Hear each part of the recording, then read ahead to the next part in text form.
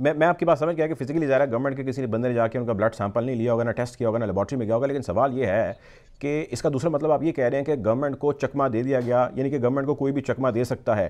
Point number 1। Point number 2 ये कि आप ही के वज़ीर आज़म ये कहते हैं, हमारे भी वज़ीर आज़म हैं, वो ये कहते हैं कि जी श्री मज़ारी साहिबा की आंखों में इतने मोटे मोटे आंसू थे, मुझे लगा कि पता नहीं नवाज शरीफ जो है वो मर ना जाए, तो हमने फ़ौरन खुदा तरसी की और हमने उनको भेज दिया। तो ये दोनों बातें गलत हैं फिर?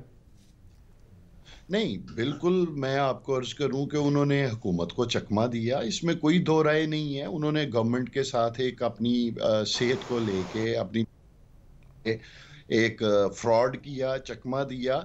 जहां तक बात प्राइम मिनिस्टर साहब ने शीरी मजारी साहब की एग्जांपल दी, वहीं आप देखें ना पूरे मुल्क का उस वक्त मीडिया पुकार पुकार के कह रहा था कि अगर खुदा न खास्ता नवाज शरीफ साहब की ज़िंदगी को कोई ख़तरात लाहक हुए तो उसके ज़िम्मेदार जो हैं वो हुकूमत होगी, गवर्नमेंट होगी। और फिर गवर्नमेंट ने उस वक्त एक स्टांस लिया।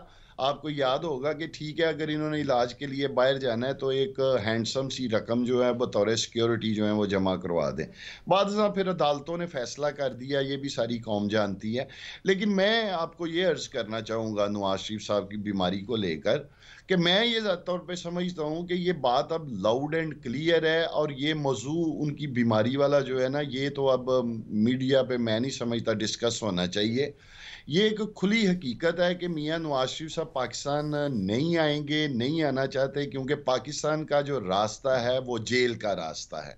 हम्म। नवाज शरीफ साहब जेल नहीं जाना चाहते, इसीलिए वो एक जैली रिपोर्टें तैयार करवाई गई। वो पाकिस्तान से बाहर किसी भी मुल्क में जाते, गालबन उन्होंने लंदन का इंतखाब किया क्योंकि वहाँ उन्हें आज़ादी मिली हुई है, वो आज़ादी से घूम फिर रहे हैं।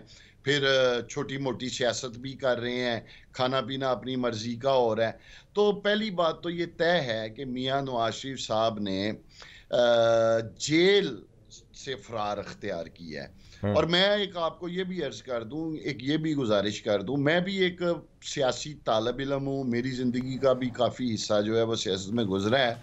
और मैं समझता हूं कि अगर किसी भी पॉलिटिकल शख्स के खिलाफ कोई इंतकामी कार्रवाई हो गवर्नमेंट की सतह पे, या इंतकामी कार्रवाई करते हुए झूठे मुकदमात बनाकर अगर उसे जेल में बंद किया जाता है, तो यकीन जाने हम्म।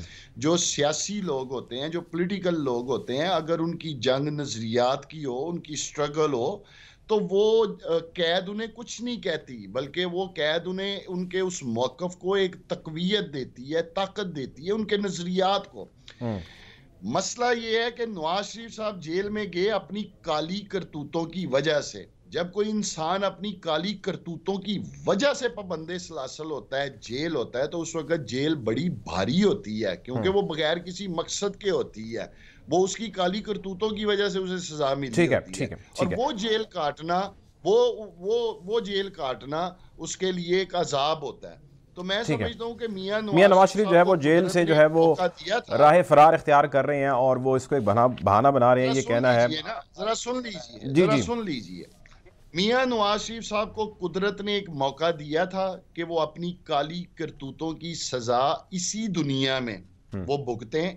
लेकिन मियां साहब ने उससे राय फरार अख्तियार की है। मैं आपके चैनल के तवस से ये उनकी खिदमत में अर्ज करूंगा कि उन्होंने अपनी सजा का जो है ना वो आखिरत में तय किया है। हम्म। उनको ठीक है। उनके इन जराइम की सजा आखिरत में भी मिलेगी, मैं आपको अर्ज करता हूं। पाकिस्तान की क्योंकि अदालतें उनको तलब कुदरत कर का रही हैं, वो निजाम जो है वो यहाँ पे नियंता और नहीं आ बहरा पा रहे। निजाम